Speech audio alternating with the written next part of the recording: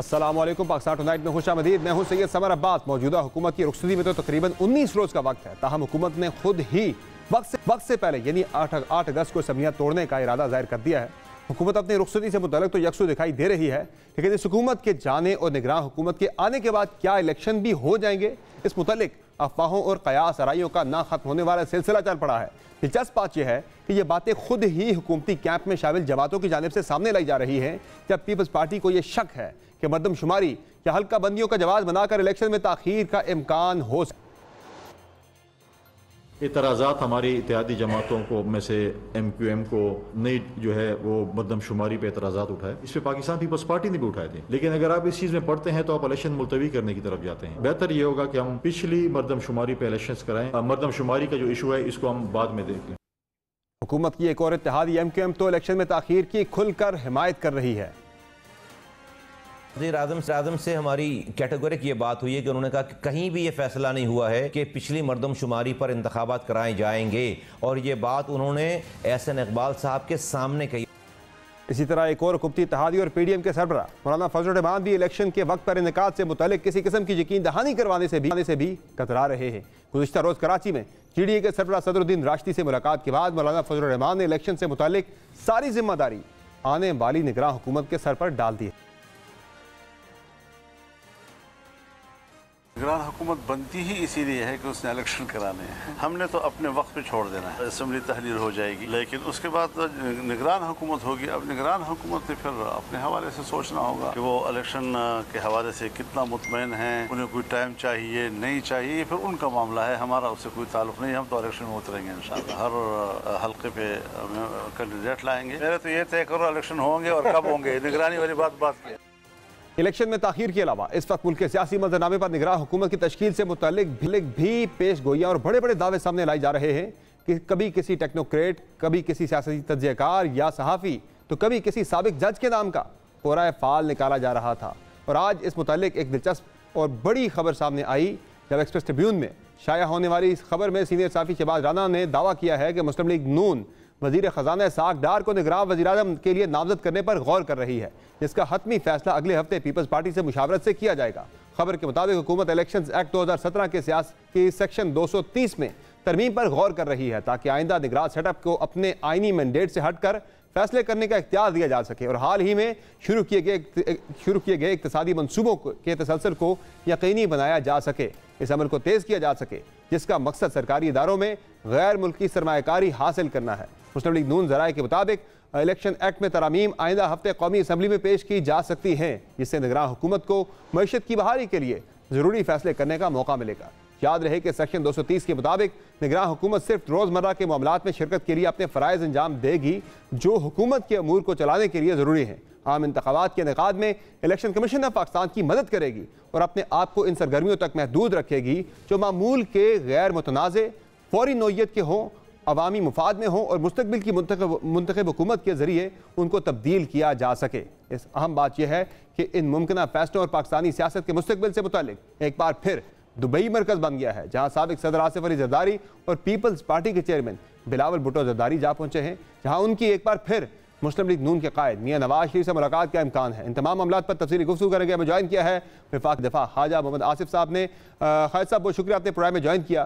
Sir, सबसे पहले तो बताइएगा, निगरान सेटअप के हवाले से बड़ी जमगोइयाँ चल रही हैं और एक्सप्रेस ट्रिब्यून ने खबर शाया की है कि नून लीग की जानिब से इसहाक़ डार साहब का नाम निगरान वज़ीर-ए-आज़म के लिए पेश किए जाने का इम्कान है। इस हवाले से शायद पीपल्स पार्टी को भी एतमाद में लिया जाएगा।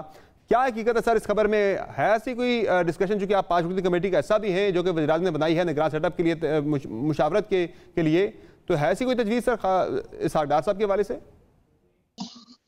मुझे अभी तक किसी मीटिंग का, इस 5 रुकनी कमेटी की मीटिंग का पता नहीं लगा। डार साहब अगर बन सकते हैं तो क्यों, अच्छी बात है।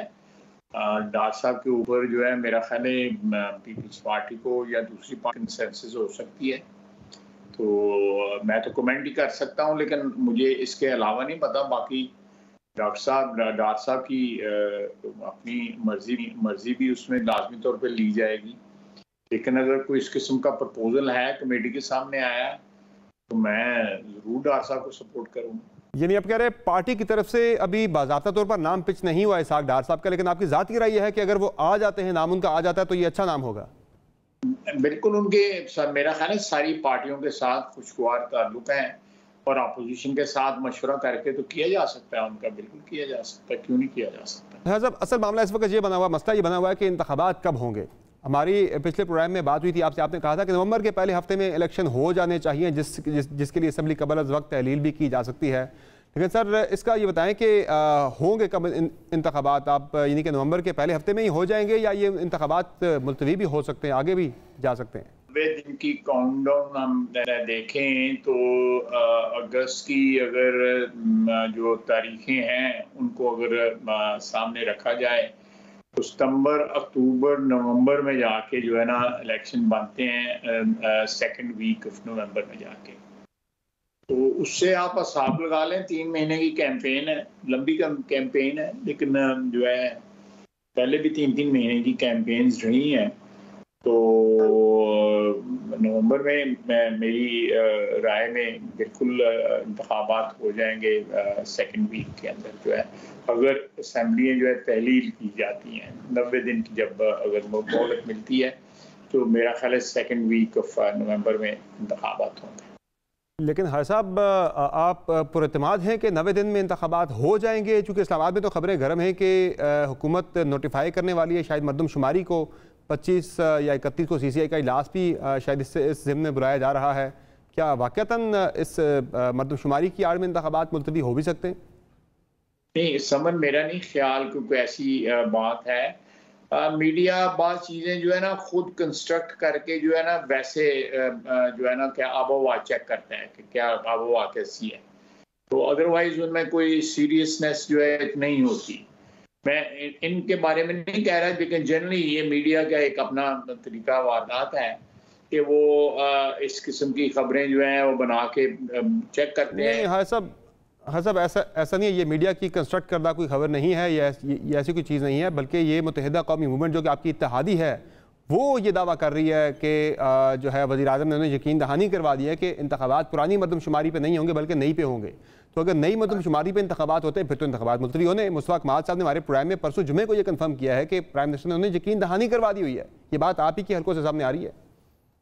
लेकिन आप जो सजेस्ट कर रहे हैं ना कि जो बात आप कर रहे हैं उससे तो असेंबली हो सकता है थोड़ी सी, इलेक्शन हो सकता है थोड़ा बहुत डिले करना पड़े, जो आप बात कर रहे हैं ना, मैं उसके ज़िम्न में बात कर रहा हूँ।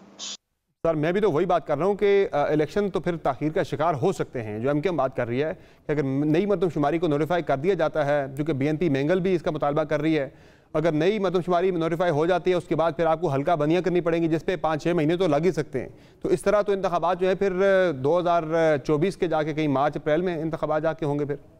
नहीं यार, 2024 में नहीं, मेरा नहीं ख्याल कि कोई ऐसी बात है। लेकिन जो है अगर मुझे नहीं पता इस वक्त MQM के साथ या जो पाकिस्तान की पार्टीज़न क्या बातचीत हो रही है, इसलिए मैं को कमेंट करूंगा तो ऐसे ही रौला पड़ जाएगा, मैं कमेंट नहीं इस पे करूंगा। मेरे हिसाब से जो है वो नवंबर सेकंड वीक में इंतखाबात हो रहे हैं। अच्छा हज़रत, पीपल्स पार्टी की तरफ से एक मुतालबा तो सियासतदान हो, फिर एक खबर ये भी आ रही है कि आसिफ अली जरदारी किसी रिटायर्ड जज का नाम चाह रहे हैं कि कोई रिटायर्ड जज जो है वो निगरां वज़ीर आज़म हो अगला। नाम का तो मैं आपसे एग्जैक्ट नहीं पूछूंगा, लेकिन है ऐसा कोई तजवीज़ आई है पीपल्स पार्टी की तरफ से निगरां वज़ीर आज़म के लिए किसी जज के नाम पे? मुझे नहीं पता रिटायर्ड जज कौन है और किनको बनाना है, मुझे कतई तौर पे नहीं पता रिटायर्ड जज का। मैं तो कहूँगा कि सियासतदान ही कोई आए। ये हम बंदे क्यों उधार पे लेते हैं, कभी किसी ब्यूरोक्रेट को लेते हैं, कभी किसी उसको ले लेते हैं। ये सियासतदान का, ये मेरा ख्याल है ये ओहदा सियासतदानों का है और सियासतदानों के पास ही रहना चाहिए। तो चाहे वो 3 महीने का हो चाहे वो 5 साल का हो, सियासतदान ही होना चाहिए। साहब जरदारी साहब भी दुबई में हैं, बिलावल साहब भी दुबई चले गए हैं, कोई दोबारा से मियां नवाज शरीफ साहब और आसिफ अली जरदारी साहब की दुबई में मजीद मुलाकात का इम्कान तो नहीं है? जो कि सीट एडजस्टमेंट की बातें भी जानी कि सीट एडजस्टमेंट भी आपकी उनके साथ हो सकती है, दीगर मामला भी आपने केयरटेकर के बारे से भी फाइनलाइज करने हैं। पता है ये सीट एडजस्टमेंट वाली बात अभी बिल्कुल कतई तौर पे जो है उसकी प्रैक्टिकल जो है सूरत हाल सामने नहीं आई, मेरा जो इल्म है। ये अभी ये एक स्पेकुलेशन है कि अल्टीमेटली सीट एडजस्टमेंट की जाएगी। हो सकता है 2-4 सीटों के ऊपर एडजस्टमेंट पंजाब में हो जाए, कुछ सिंध में हो जाए, ये तो लेन देन वाली बात होगी, उसके बाद ये सेटल होगी, ये वन वे ट्रैफिक तो नहीं होगी। तो बलूचिस्तान में कहीं बाप पार्टी के साथ हो सकती है, JUI के साथ जो है वो KP में हो सकती है, पॉसिबिलिटी जरूर है, लेकिन अभी ये निटी ग्रिटी जो है ना, इसकी जो डिटेल जो है उसके ऊपर कोई बात नहीं हुई आपस में जो है पार्टियों की, जो मेरा इल्म है। लेकिन इस्तेकाम पाकिस्तान पार्टी के साथ तो शायद आपको सीट एडजस्टमेंट करनी पड़ेगी। आपकी पार्टी के दीगर लोग भी कह रहे हैं कि कुछ लोग ऐसे हैं IPP के अंदर के जो इलेक्शन लड़ना ही, उन्होंने नून लीग के खिलाफ वो इलेक्शन लड़ नहीं सकते, मिलके ही इंतखाबात आपको लड़ने पड़ेंगे। ये सारा समझ, ये सारा जो बंदे की इलेक्टेबिलिटी और जिस हल्के से वो खड़ा होना चाहते हैं, उस हल्के में हमारी कैंडिडेट की इलेक्टेबिलिटी वो कैलकुलेट करके 100% सही कैलकुलेशन तो नहीं हो सकती इलेक्शन के बारे में, लेकिन कैलकुलेट करके तो बात की जा सकती है। कहीं अगर हम जो है कमी में हैं तो कोई और पार्टी जो है अगर वो ज़्यादा मजबूत है बिल्कुल करनी चाहिए। मैं इन प्रिंसिपल इससे बिल्कुल इत्तेफाक करता हूँ इस पे, लेकिन इसके ऊपर अभी तक बात नहीं शुरू हुई जो है। मैं आपको इस तरह श्योर कर सकता हूँ कि ये तफसीली बात जो है, अभी ये गपशप है, तफसीली बात इस इशू के ऊपर कहीं भी नहीं हुई। ज़हर साहब, ऑन अ लाइटर नोट, ये जो इंतखाबात के मुलतवी बात हो रही है, इंतखाबात के ताख़ीर से होने की बात हो रही है, उसमें एक यहाँ से भी जवाब मिलता है कि आपने अभी बिजली की कीमत जो है 7.5 रुपये फ़ी यूनिट महंगी कर दी है, और इसके अलावा चीनी इस वक्त 150 रुपये की बिक रही है, आटा 160 रुपये का बिक रहा है। इससे तो नहीं लग रहा कि आप लोग कैंपेन के अंदर जाना है, अफोर्ड भी कर सकते हैं, आप कैंपेन के अंदर जा रहे हैं। ये तो अपने कैंपेन के अंदर जाने से महीना पहले ये आपने काम कर दिया, इतना महंगाई आपकी चल रही है मुल्क के अंदर। देखें, मेरा मतलब है हम इन हालात का कि ये हमारे बारे में है नहीं है, ये हालात जो है इसलिए इलेक्शन जो है पोस्टपोन किया जाए तो कोई अच्छी बात तो नहीं है ना।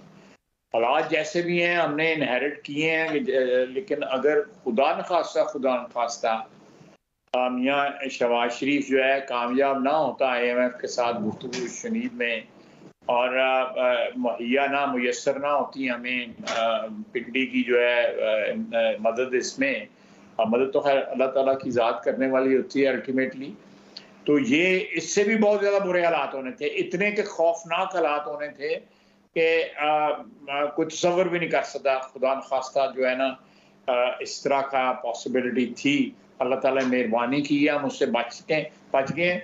लेकिन इन हालात को जो आप महंगाई की बात कर रहे हैं बिल्कुल ठीक है, बिजली की बात, चीनी की बात, आटे की बात, ये सारी ठीक है आपने, लेकिन जब तक एक स्टेबल गवर्नमेंट नहीं आएगी और इलेक्शंस का रिस्क नहीं लिया जाएगा, मैं समझता हूं कि आप महंगाई को काबू उसके ऊपर नहीं पा सकते, क्योंकि जो भी इंस्टेबिलिटी है या एक अनसर्टेनिटी है वो महंगाई को जो है एक किस्म का फ्यूल प्रोवाइड करती है कि वो जो है आग लगी रहे।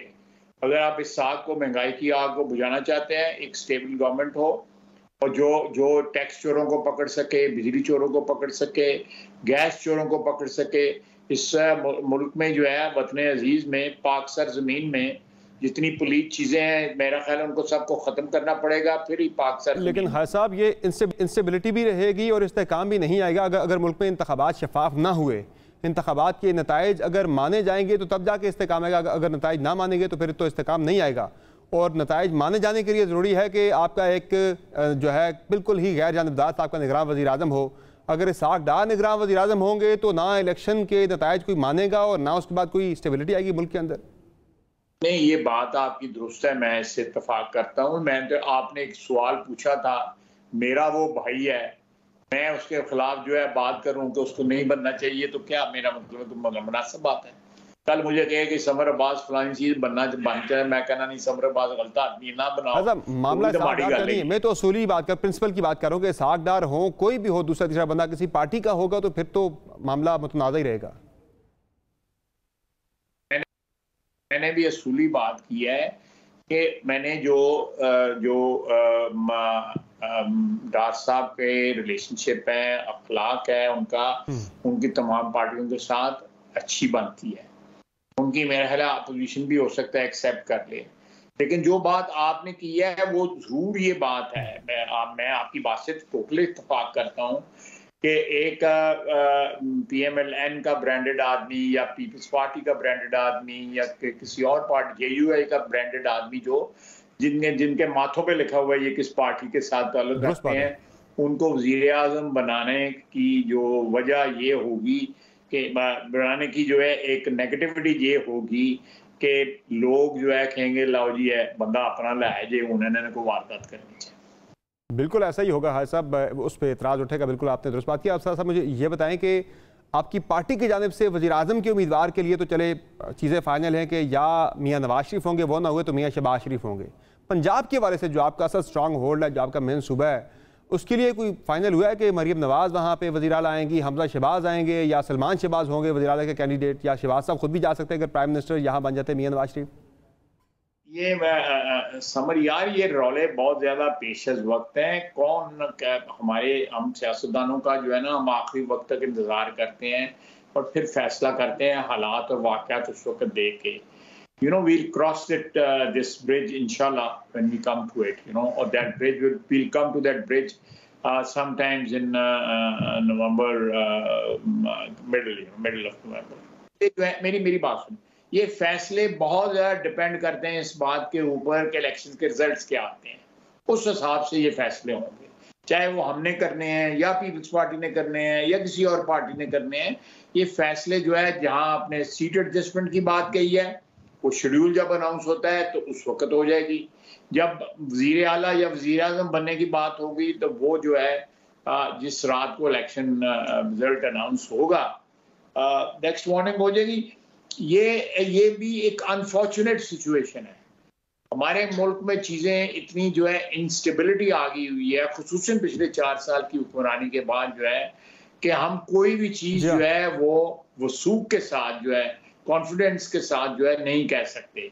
अल्लाह ताला हमारे मुल्क के हालात ठीक करे कि यहाँ भी चीजें जो है यकीनी हों। अच्छा, मैं भी हत्ती बात नहीं कर रहा, मैं भी तो इम्कान की बात कर रहा हूँ कि अगर शहबाज साहब वज़ीर आज़म दोबारा बन जाते हैं तो क्या मरीम नवाज साहब पंजाब की वज़ीर आला की उम्मीदवार हो सकती हैं? मैं जो है मेरे भाई मैं ये मफरूज़ों पे कमेंट नहीं करूँगा। इसमें बड़ी सेंसिटिविटीज़ होती हैं कि फ़लाँ बंदे ने ये कहा था, फ़लाँ बंदे ने ये कहा था। मैं ये सेंसिटिविटीज़ जो है ना उनको जो है ना इन अकाउंट फॉर करके जो है ना मैं कमेंट करता हूँ।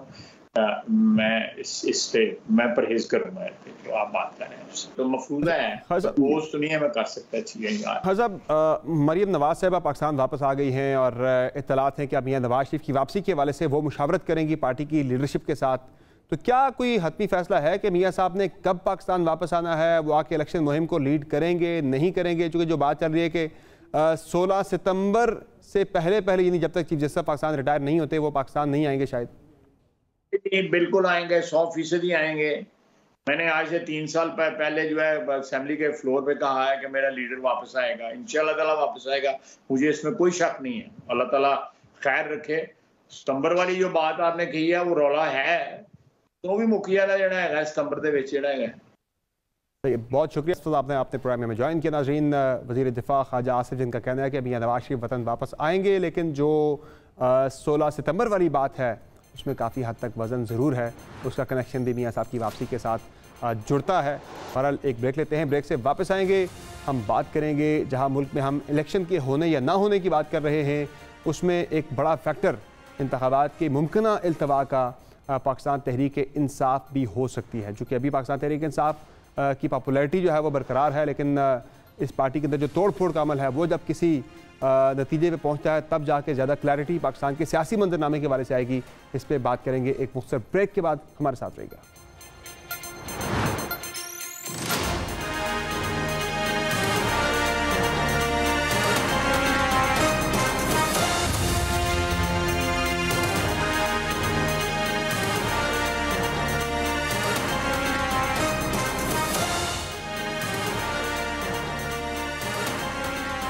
Welcome back. जहां एक तरफ मुल्क में इलेक्शन के होने या ना होने की बहस चल रही है, वहां इन इलेक्शन में चेयरमैन तहरीक इंसाफ और उनकी जमात के होने या ना होने से मुतल्लिक भी बातें जुबान ज़द-ए-आम हैं।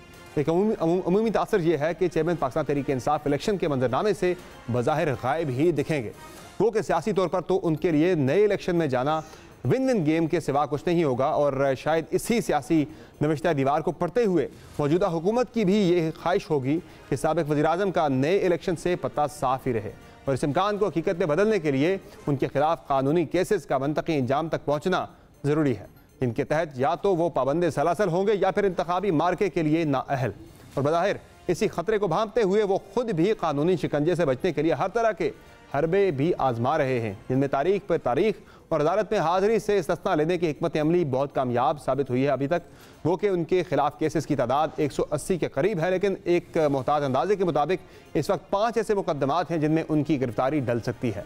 अगर सिर्फ दोषाखाना केस को लिया जाए तो इस केस में चेयरमैन पीटीआई की लातादाद गैरहाजिरियां डल चुकी हैं और अब एक बार फिर उनको कल एडिशनल सेशन जज हुमायूं दिलावर की अदालत में पेश होना है।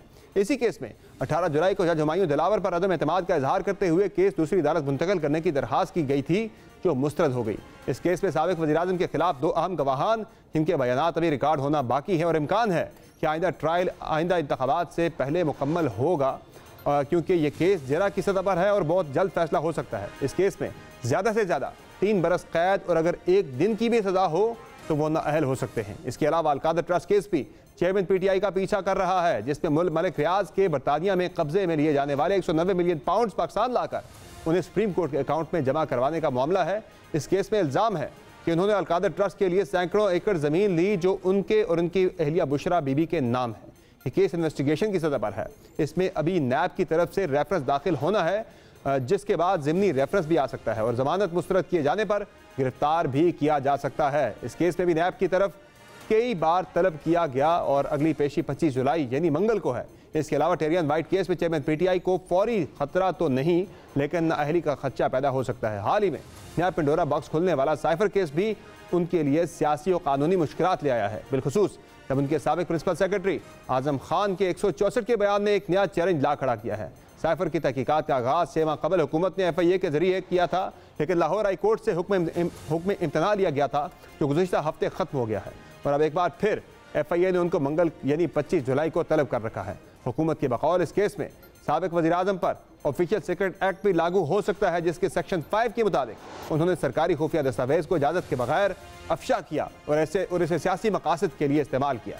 मारीन के मुताबिक अगर चेयरमैन पीटीआई अपना मौक़िफ़ दुरुस्त अंदाज में पेश न कर सके तो उन्हें गिरफ्तार किया जा सकता है। 9 मई वाक़यात के केस में तो बज़ाहिर चेयरमैन पीटीआई को बाज़ाब्ता नामज़द किया जाना मुश्किल ही दिखाई दे रहा है, बिलखसूस जब गुज़िश्ता रोज़ ही इस्लामाबाद की डिस्ट्रिक्ट एंड सेशन कोर्ट ने उनको इस वाक़े से मुतल्लिक केसेस में नामज़द करने को बदनीयती करार दिया है। एडिशनल सेशन जज फरुख फरीद ने थाना शहजाद टाउन में 2 दर्ज मुकदमात में जमानत मंजूरी का तफसीली फैसला जारी किया है, जिसके मतन में कहा गया है कि चेयरमैन पीटीआई का वीडियो बयान मक़ूआ के हवाले से नहीं, उनके बयान में अवाम के उकसाने के हवाले से कुछ नहीं, मक़ूआ वो गिरफ्तार थे।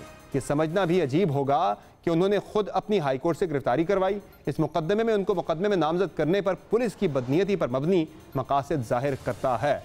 इन केसेस के अलावा कल ही चेयरमैन पीटीआई को कोयटा में सीनियर वकील के कत्ल से मुतल्लिक भी एक केस में सुप्रीम कोर्ट के रूबरू पेश होना है।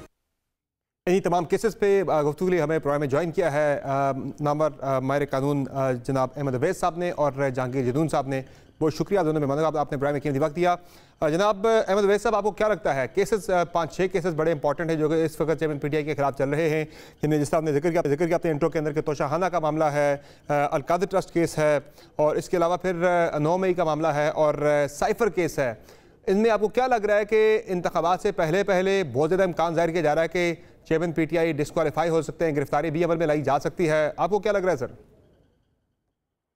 देखिए, उनकी स्ट्रेटजी जो है वो नीयत तो उनकी बिल्कुल उसमें तो ये फतूर मौजूद है कि वो इमरान खान की चेयरमैन पीटीआई की पॉपुलैरिटी से इस कदर खौफजदा हैं कि वो हर सूरत ये चाहते हैं कि इलेक्शन से पहले उनको गिरफ्तार कर लिया जाए, डिस्क्वालीफाई कर लिया जाए, ताकि वो इलेक्शन में प्रॉपर तरीके से पार्टिसिपेट ना कर सके। लेकिन हर चीज़ जो वो सोचते हैं वो पूरी नहीं होगी। गिरफ्तारी जो है ठीक है, गिरफ्तार कर भी लेंगे तो उनकी पॉपुलैरिटी जो है वो कम नहीं होगी। लोगों के दिलों में जो उनका कदर मंजिलत और जो उनका वोट है वो और पॉपुलैरिटी को इंक्रीज करेगा, बढ़ाएगा। जितने इन्होंने तशद्दुद आमेज मामलात किए हैं लेकिन जो हम केसेस की बात करें जो मैं डिस्क्वालिफिकेशन की बात करूं अहमद अवैस साहब, उसमें तोशाखाना के अंदर जिस तरह अब गवाही आ चुकी है तोशाखाना में भी और अलकादर ट्रस्ट केस के अंदर भी साबिक प्रिंसिपल सेक्रेटरी आजम खान साहब की, और उन्होंने भी नायब ज़राए के मुताबिक सारा जो मुद्दा है वो चेयरमैन पीटीआई के ऊपर ही डाला कि बतौर वज़ीर आज़म उन्हीं के अहकाम से सारा कुछ हुआ था। तो ये तो बड़ा डैमनिंग हो सकता है उनके लिए।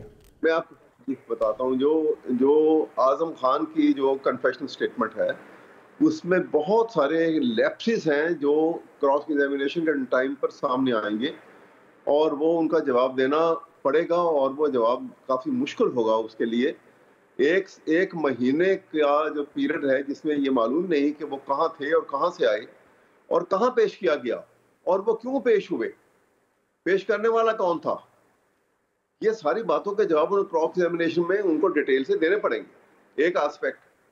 दूसरा ये है कि जो इस तरह से किसी को एक्यूज को या जिसको आप वादा माफ गवाह बना लें और उसकी कन्फेशन स्टेटमेंट रिकॉर्ड की जाए, तो उस सूरत में ये होता है कि कन्फेशन स्टेटमेंट जब रिकॉर्ड होती है it has to be confronted and corroborated with sub independent evidence. ये एक बिल्कुल इंडिपेंडेंट एविडेंस है, जब तक इसकी corroboration नहीं होगी उसकी कोई हैसियत नहीं है। इसलिए ये जितना उसको प्ले अप किया जा रहा है इतनी इम्पोर्टेंट सिचुएशन मैं नहीं समझता। और जहां तक वो साइफर की बात है तो वहां पे उन्होंने कोई ना तो उसको वहां पे पेश किया है साइफर को, ना तो उन्होंने खोल के पढ़ के सुनाया है कि वो उन्होंने डिस्क्लोज कर दिया, ऐसी बात नहीं है। वो तो एक गुम जो कर दिया है, एक वज़ीर आज़म की तरफ से साइफर को गुम कर देना, एक कोडेड डॉक्यूमेंट है उसे गुम कर देना, क्या वो एक जिम्मेदाराना फेल था क्या? नहीं, सवाल है तो गुम कर देने की तो बात है ना, ये खुलेगी तो ये तो इस वक्त ये सारी जब ट्रायल शुरू होगा तो खुलेगी कि वो गुम कहाँ होगा और कैसे हो गया। एक पॉसिबिलिटी ये है कि जिस दिन इमरान खान, आपको याद होगा चेयरमैन पीटीआई जब यहाँ से इस्लामाबाद गए थे केसेस में और उनके घर में बाकायदा तौर के ऊपर एक मुनज़्ज़म तरीके से पुलिस ने रेड किया था without any warrant of possession, warrant of arrest और वारंट ऑफ सर्च वारंट। उससे पहले वो एक इंटरव्यू के अंदर तस्लीम कर चुके थे, by the way Maria Memon साहिबा को उन्होंने इंटरव्यू दिया था वहाँ, वो इससे पहले भी एक इंटरव्यू के अंदर भी वो मान चुके थे कि मुझसे साइफर गुम हो चुका हुआ है। मैं इस पर दोबारा आऊँगा सर आपकी तरफ। जहांगीर जदून साहब, क्योंकि आप advocate general Islamabad high court के अंदर अभी आपने इस्तीफा दिया पिछले हफ्ते, ये बताएगा कि जो बात करें अहमद अवैस साहब बात कर रहे हैं, जी ऑफिशियल रिकॉर्ड के अंदर तो वो डॉक्यूमेंट सारे मौजूद हैं और ये गुम कैसे हुआ था उनके घर में जो कुछ होता था, ये तो सारी बातें सामने आएंगी। ये कोई ऐसी जो है इससे ज्यादा खतरनाक बातें हो चुकी हैं इससे पहले जिसमें जो कुछ आपको मालूम है। चले मैं इस पे आता हूँ दोबारा आपकी तरफ आता हूँ, दोबारा मैं आपकी तरफ आता हूँ। जहांगीर जदून साहब, जिस तरह अहमद अवैस साहब कह रहे हैं कि फेस इंपॉर्टेंट है यहाँ पे, कि जिसके खिलाफ सब कुछ होना है वो पहले से डिटरमिन्ड है, माइंड बना हुआ है, केस यानी मैटर ऑफ द केस इतना इंपॉर्टेंट नहीं है, वो कह रहे हैं उसमें इतनी जान नहीं है। वाकई ऐसा ही है कि एक माइंड बना हुआ कि करना ही करना है, डिस्क्वालीफाई गिरफ्तार करना ही करना है, केसेस के अंदर इतनी जान नहीं है। नहीं देखें, अब जो भी इनके खिलाफ केसेस, 2-4 केसेस ऐसे हैं जिस तरह आपने इंटरव्यू में जिक्र किया है, जिसमें तोशाखाना केस है, उस मेरिट पे केस है, वो 2+2 4 का केस है, ओपन एंड शट केस है।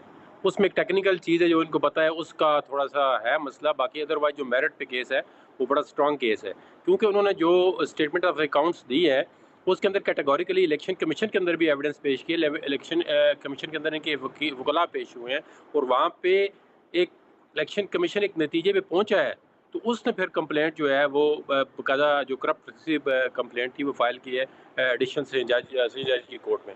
अब वहाँ पे सेशन जज की कोर्ट में सिर्फ समरी ट्रायल होना था, देखना था कि इनको बुला के पूछना था कि ये वाली चीज़ें हैं, ये एविडेंस है। तो इन्होंने तो अपनी तरफ से जो भी इस्तेमाल किया, अरबे तकरीबन 7 महीने हो गए हैं, लेकिन अब भी ये डिले करना चाहते हैं। तो अब मेरे ख्याल में जो अंदाज़ा है कि कोर्ट जो है वो चाहती है कि केस का जो है कंक्लूजन जो है जितना जल्दी हो सके वो उसको एक लॉजिकल एंड तक पहुंचाया जाए, चाहे वो कन्विक्ट होते हैं चाहे कुटल होती है। लेकिन अब मेरे ख्याल में अगर ये समझते हैं केस कमज़ोर है तो इनको अदालत के साथ ज़्यादा कोऑपरेट करना चाहिए और जल्दी इस केस को ख़त्म करना चाहिए।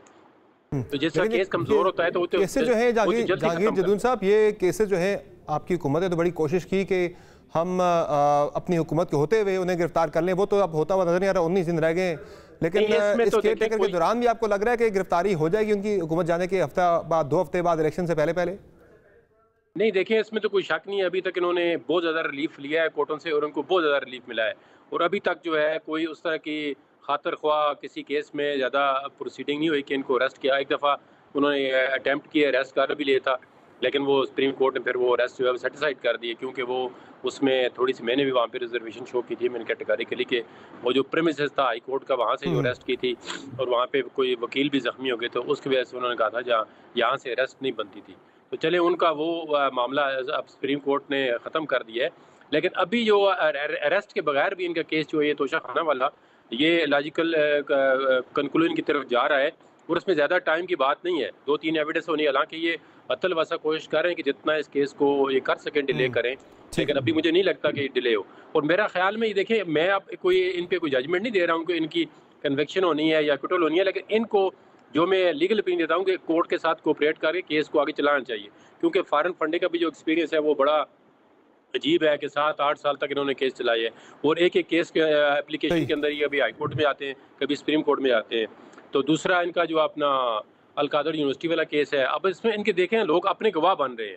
अब मुझे समझ नहीं आ रही कि जो लोग शरीके जो जुर्म थे वो आप आगे इसको कोई बड़ी जो है वो मुतबर गवाहियाँ दे रहे हैं जी कि हमारे सामने ये हुआ है, ये हुआ है, ये नहीं हुआ है। आपका पॉइंट आ गया। अहमद अवैस साहब, ये जो स्ट्रेटजी है अदालत में जो है वो इल्तवा पे इल्तवा लेना, गैर हाजिर रहना, ये तोशाखाना के अंदर तो काफ़ी ज़्यादा चलता रहा है और अब जज ने बड़े सख्त रिमार्क्स उनका जब तो आना पड़ेगा आपको, बल्कि उनके गवाह भी उनके बिहाफ पे जो है बयान भी लेना शुरू कर दिया था, रिकॉर्ड करना शुरू कर दिया था, जो शहादतें हैं उनका नुमाइंदा बनाते हुए उनके वकील ख्वाजा हारिस साहब को। तो अब लगता है कि ये जो ताखीरी हरबे हैं वो अब काम नहीं आएंगे, मामला जो है लॉजिकल कंक्लूजन की तरफ चला ही जाएगा अगले 4 हफ्तों के अंदर, जिस तरह से बात करें जहांगीर जदून साहब। देखिए बात यह है इसमें, जहाँ तक केस को अकेला केस हो ना तो फिर ये कहना ज़्यादा आसान है कि जनाब ये तो इंटेंशनली इसको डिले कर रहे हैं और ये एक अनड्यू एडवांटेज लेने की कोशिश कर रहे हैं और ये केस को इल्तवा में डालना चाहते हैं।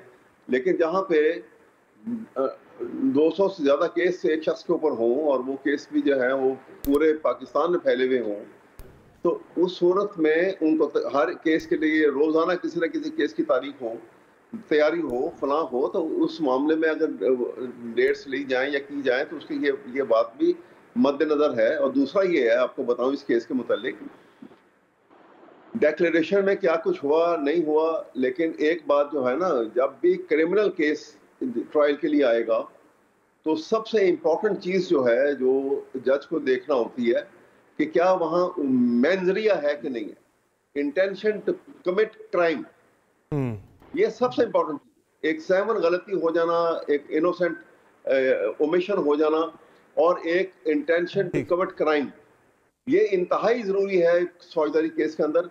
और इस केस के अंदर भी यही चीज सामने आएगी कि एक आदमी जो है ये पहलू जो है ये बड़ा इंपॉर्टेंट पहलू। वैसे सर जो मेरा बुनियादी सवाल था, 9 मई का वाकया, जी 9 मई के वाकये की भी अगर आप कहें तो मैं बात करूं उसकी।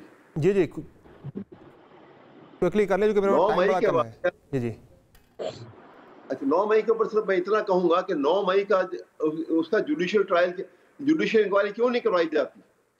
जुडिशियल इंक्वायरी एकदम से चीज सामने कर देगी कि ये ऑर्केस्ट्रेटेड प्लान था, ये एक इंजीनियर्ड स्कीम थी जिसके तहत ये किया गया, इसीलिए पंजाब पुलिस कहीं नजर नहीं आई, कोई कंटेनर नजर नहीं आया। आपकी पार्टी के तहरीक इंसाफ के कई लोग जो हैं वो तहरीक इंसाफ के कई लोग बयान दे रहे हैं, वो कह रहे हैं कि जो जूम मीटिंग्स हुई, 1 मई को मीटिंग हुई, उसमें भी चेयरमैन तहरीक इंसाफ ने जूम मीटिंग पे हिदायत जारी की थी पिंडी की क़यादत को कि आप लोग जाएं और जेयू के सामने से रिहर्सल करके आए वापस। फिर 6 मई को दोबारा भेजा गया कि जाएं पिंडी में जेयू के सामने से रिहर्सल करके आए, तो वो चीजें तो मौजूद है रिकॉर्ड के ऊपर, जूम मीटिंग में जो बातें होती हैं। इनकी क्या हैसियत है? ये स्टेटमेंट की कोई हैसियत नहीं है। जब ये सब्जेक्ट टू क्रॉस एग्जामिनेशन होंगे वहां पे ये बात सामने आएगी। ठीक है, चले मेरे पास टाइम बड़ा कम रह गया सर, मैं एक कमेंट ले लूं जहांगीर जदून साहब। जहांगीर जदून साहब, जो मेरा बेसिक सवाल था, पीटीआई के वजह से तो फैसला हो गया कि तहरीक इंसाफ अगले इलेक्शन में होगी, चेयरमैन पीटीआई होंगे या नहीं होंगे, आपको क्या लग रहा है कि कन्विक्शन हो जाएगी इंतखाबात से पहले? मेरे ख्याल में इनको ये तोशा खाने वाले केस में जो मतलब एक 100% तो नहीं पता चलता, मैं सब्जेक्ट्स मैटर है, लेकिन लग रहा है कि क्योंकि इलेक्शन तो अभी दूर है, इलेक्शन का पता नहीं आप 60 दिन में होते हैं 90 दिन में होते हैं, तो इलेक्शन से पहले केस का फैसला होना चाहिए। हो सकता है इनकी क्विटल हो जाए, इलेक्शन में हिस्सा ले सकें, हो सकता है कन्विक्शन हो जाए, तो फिर आगे ना इलेक्शन से पहले केसों को वाइंड अप होना चाहिए। जो क्विटल होता है या कन्विक्शन होती है, इम्कान इसी बात का गालिब के पहले केसेस का फैसला हो जाएगा। ब्रेक लेते हैं, ब्रेक से वापस आएंगे, बात करेंगे खेलों की दुनिया के बारे से ही।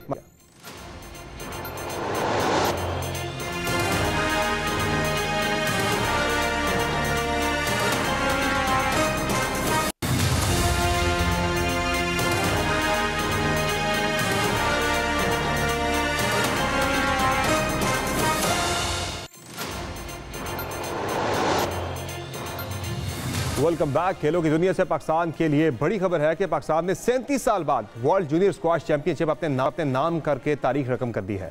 एक वक्त था कि पाकिस्तान स्क्वाश की दुनिया पर राज करता था और अब 37 साल बाद एक बार फिर पाकिस्तान को इस मैदान में एक और उभरता हुआ सितारा मिल गया है। ऑस्ट्रेलिया के शहर मेलबर्न में पेशावर से ताल्लुक रखने वाले हमजा खान ने मिस्र के मोहम्मद जकरिया को शिकस्त देकर वर्ल्ड जूनियर स्क्वाश चैंपियनशिप जीतकर 1986 के बाद पाकिस्तान का दुनिया में नाम रोशन किया। हमजा खान ने मोहम्मद जकरिया को 3-1 से शिकस्त दे दी। अपनी जीत पर रद्द-ए-अमल देते हुए हमजा खान का कहना था कि वो मुल्क के लिए 14 टाइटल जीत चुके हैं और अगर ये सपोर्ट जारी रही तो वो इसी तरह मुल्क हम रोशन करते रहेंगे। उन्होंने अपनी कामयाबी का क्रेडिट जो है वो उस पर शुक्रिया अदा किया पाक फौज का और हुकूमत पाकिस्तान का उन्हें सहूलियात फराहम करने के लिए।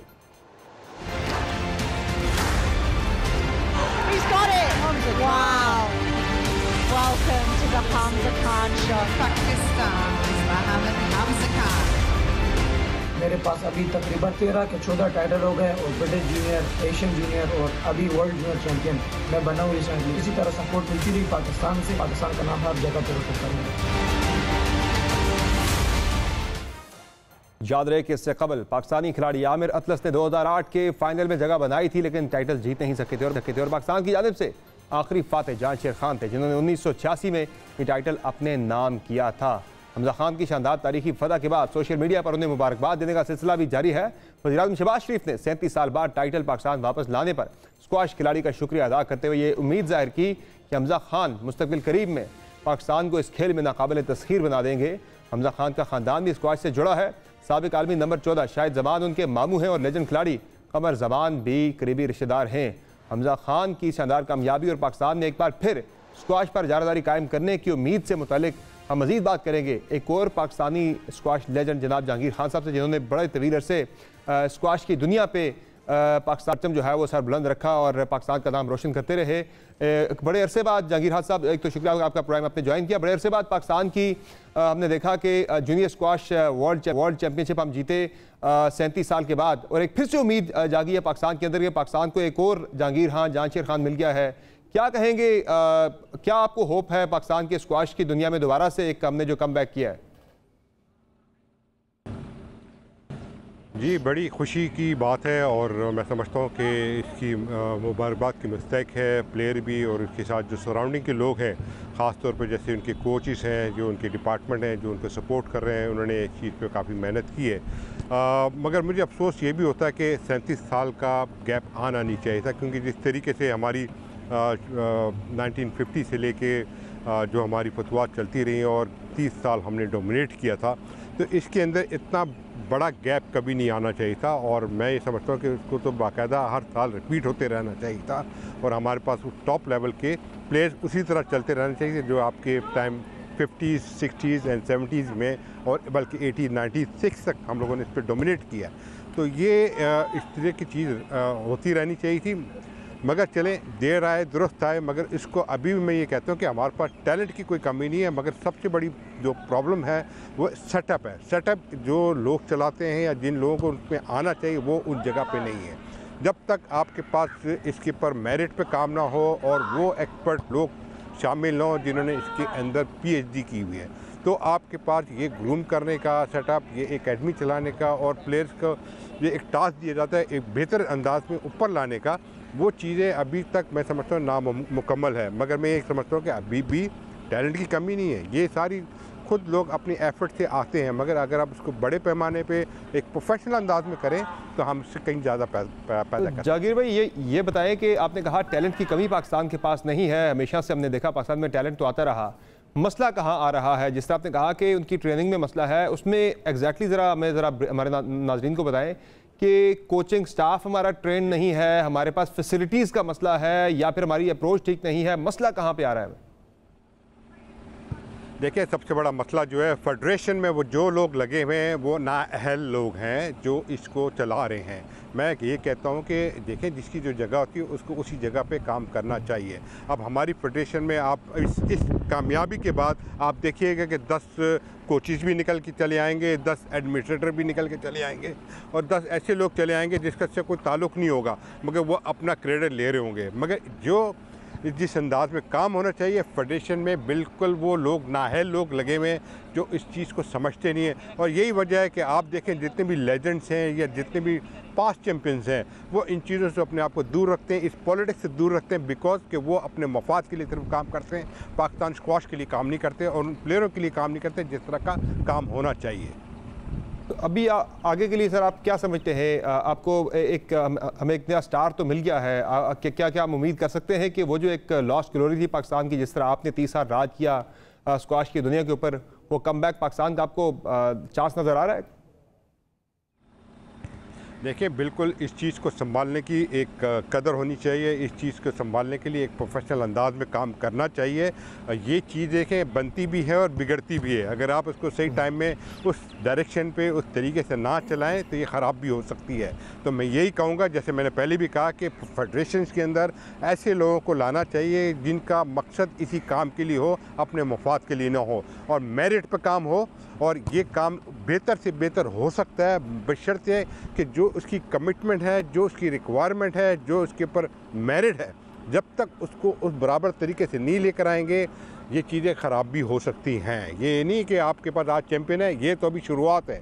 शुरुआत को मज़ीद बेहतर से करने में आपको मज़ीद मेहनत करनी पड़ती है, मज़ीद उस लेवल पे लेके जाना पड़ता है जहाँ पे प्रोफेशनल, जहाँ पे वर्ल्ड चैम्पियनशिप, ये सारी चीज़ें आती हैं। और ये अभी बहुत आगे काम बाकी है, मगर उसको आप अच्छा भी कर सकते हैं, उसको आप ख़राब भी कर सकते हैं। बहुत शुक्रिया जहांगीर खान साहब। जहांगीर खान जो कि पाकिस्तान साबिक एक चैम्पियन पाकिस्तान के रहे हैं, स्क्वाश की दुनिया पे राज करते रहे, पाकिस्तान का नाम इन्होंने रोशन किया, और उनका ये कहना है कि ये एक अच्छी शुरुआत ज़रूर है, लेकिन इस तसलसल को लेके आगे बढ़ने के लिए फेडरेशन के अंदर अच्छे लोगों का आना बहुत ही ज़रूरी है। और उन्होंने ये भी कहा कि फेडरेशन के अंदर वो लोग बैठे हैं, पाकिस्तान स्क्वाश फेडरेशन के अंदर, कि जिनका ज़ाती मुफाद जो है वो मुल्क का जो कौमी मुफाद है, जो खेल है, उसके फ़रोग पे ज़्यादा वो मुकद्दम हमेशा रहता है, जिसकी वजह से पाकिस्तान का जो स्क्वाश का एक नाम था पाकिस्तान के अंदर, या पाकिस्तान का दुनिया के अंदर नाम था, वो ख़राब होने लग गया। उम्मीद है कि अब ये दोबारा से पाकिस्तान जो है स्क्वाश की दुनिया में फिर से एक तगड़ा कम बैक करेगा। आज की शो में इतना ही, इजाज़त दीजिए, खुदा हाफ़िज़।